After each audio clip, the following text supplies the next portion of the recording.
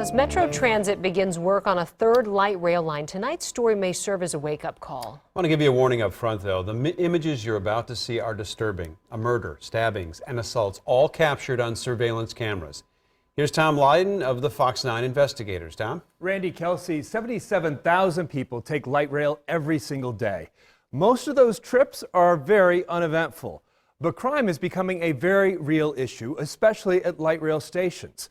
Robberies and thefts are up 16% through October. Violent assaults are also on the rise. And even Metro Transit describes the criminals you will see tonight as predators.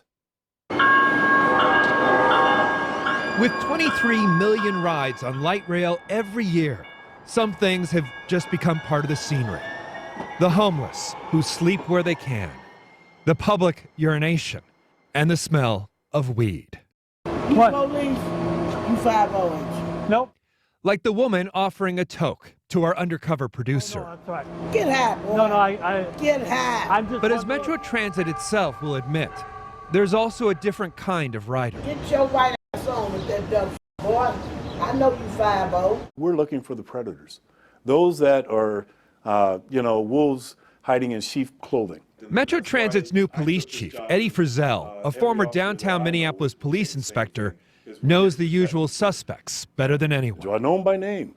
I know their date of birth off the top of my head. We know, okay, this individual just came off of 5 years of attempted murder. He's now hanging out on X and X. I know who he is. A guy like Frank Running Shield Jr., who, without warning, stabs a man on the Lake Street platform.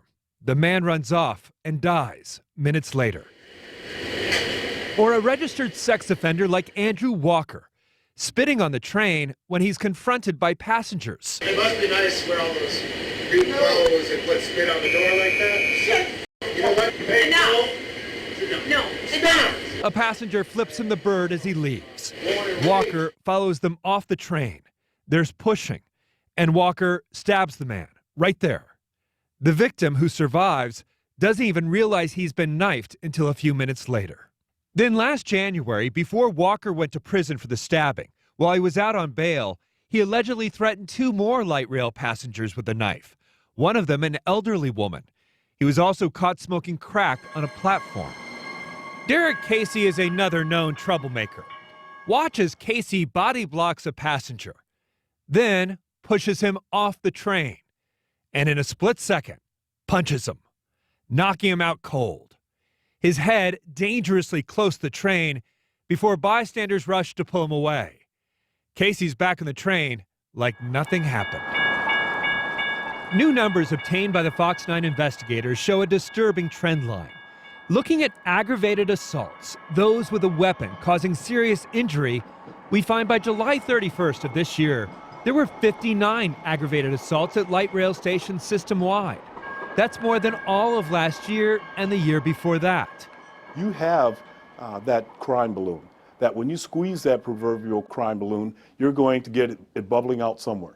And my experience has led me to have the ability to predict where that's going to go next. Drill down into the numbers and the trouble spots jump out.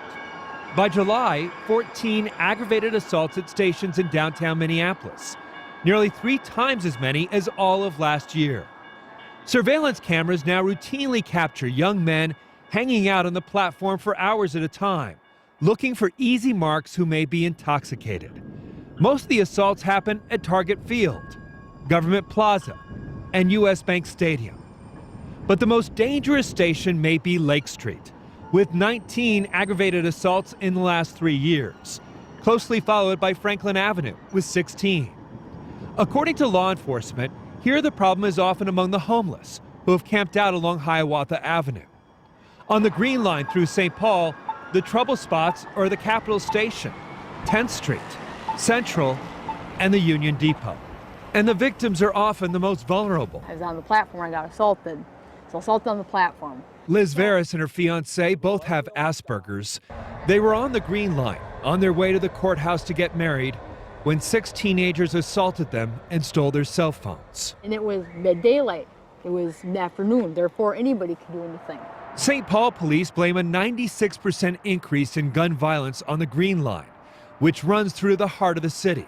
writing in a Justice Department grant application that, quote, gun violence is increasingly being committed across city boundaries, due in part to the recently opened Green Line. Chief Frizzell doesn't buy it.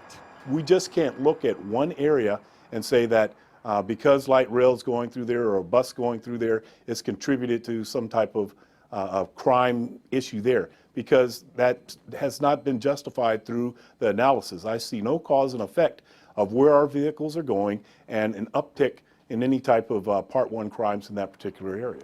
The Fox 9 investigators recently spent 30 hours undercover at several of these hotspots. At US Bank Stadium Station, we watched as for 3 hours a group loitered on the platform. A Metro Transit police officer showed up for a few minutes, but for some reason stayed on the opposite side of the station. An officer was here last February when she caught a man stealing a cell phone. Why are you hiding right there? I see you doing that. Look, trying to hide your phone under that seat. But Jarrell Brown isn't going without a fight. There's a struggle. Put your hand on your back. Now! Brown punches the officer twice. Brown pushes the officer off the train, falling on top of her before he runs off into the night. A couple train operators have also been assaulted, and their union's concerned about police presence during the most critical hours. They need to be spreading the force out more. Mainly the hours when stuff's going on is AM rush hour, PM rush hour, and then late evenings. And there's not a lot of police presence out there in the late evenings from our understanding. Which is really when the trouble happens, right? Happening. And for us, that's a key issue. It affects our workforce, from janitors to mechanics to all technicians. Given the millions who ride light rail every year, Metro Transit's police force is relatively small. 141 full-time officers, 50 part-time. And that covers not just light rail, but Metro Transit buses as well. Other cities like Phoenix, Seattle, and Charlotte have hired fare inspectors and security guards as a visible presence. In Los Angeles, turnstiles reduce the number of transients and troublemakers on the platform. Train's out of service. Sir, train's out of service. You gotta wake up. On the green and blue line, homelessness has become the problem hiding in plain sight. On the coldest of winter nights, as many as 430 homeless sleep on the train or in transit stations. Metro Transit has a homeless action team that hands out clothes and tries to connect the homeless with services and shelter. But on many nights, the shelters are simply full. Everybody got hand warmers and stuff? Our transit system is not a homeless shelter. And so what we can do to really provide the services and the opportunities for people to have a safe shelter during this cold winter.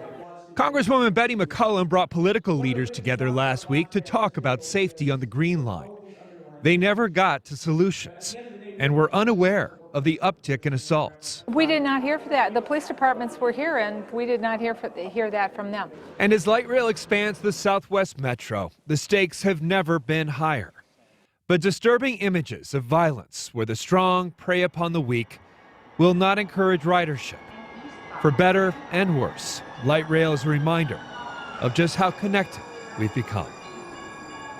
Metro Transit Police Chief Eddie Frizzell, who's only been on the job for 3 months, tell me he's always looking at crime patterns and believes the increase in violent assaults is a statistical aberration more than any real trend. That said, he is looking to hire more police officers, especially with the expansion of Southwest Light Rail. Yeah, Tom, I mean, does their police force need to be bigger? Are 141 officers enough? Right. I think it depends on what kind of police force you want, what kind of visibility you want, and also consider they have an enormous area to cover. We're talking about 7 counties with Metro Transit. Yeah. It goes through 83 different communities. What kind of visibility do you want to have when you have that large an area to cover?